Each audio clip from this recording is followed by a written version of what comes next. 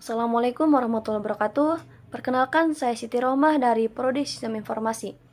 Di sini saya akan membahas tentang etika profesi yang bertema hubungan antara faktor internal dan faktor eksternal dengan perilaku seksual pranikah remaja di Indonesia, yang saya ambil dari Jurnal Kesehatan Masyarakat Andalas. Baik, kembali dengan pembahasan di atas, yaitu remaja merupakan bagian dari masyarakat yang sedang mengalami perubahan fungsi organ tubuh serta fungsi sosial. Remaja yakni seksualitas, HIV dan AIDS serta nafza. Permasalahan seksualitas terjadi karena rendahnya pengetahuan remaja tentang kesehatan reproduksi remaja dan median usia kawin pertama merupakan relatif rendah, yaitu 18 sampai 19 tahun. Kegiatan seksual yang tidak bertanggung jawab menempatkan remaja pada tantangan resiko terhadap berbagai masalah kesehatan reproduksi. Setiap tahunnya hampir 50.000 remaja di seluruh dunia meninggal karena kehamilan dan komplikasi persalinan. 3,1% pada kelompok umur 15 sampai 19 tahun dan 8,7% yaitu laki-laki daerah urban serta 1,0% perempuan. 7,8% laki-laki daerah rural pernah melakukan hubungan seksual pranikah. Penelitian tentang faktor yang mempengaruhi perilaku seksual pranikah remaja menjadi bahasan yang menarik karena terlihat secara statistik bahwa perilaku seksual pranikah remaja dalam tahap yang mengkhawatirkan. Untuk metode penelitian ini menggunakan penelitian kuantitatif analitis menggunakan data sekunder dengan rancangan penelitian cross-seksional.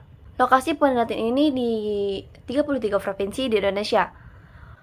Untuk hasil dan pembahasannya, responden dalam penelitian ini adalah remaja berusia 15-24 tahun yang tersebar di seluruh penjuru Nusantara, baik di daerah perkotaan maupun pedesaan, sebanyak 19.882 orang. SMA sebanyak 9.697 responden. Lebih dari setengah dari jumlah responden tinggal di daerah urban, yakni sebanyak 11.241 responden.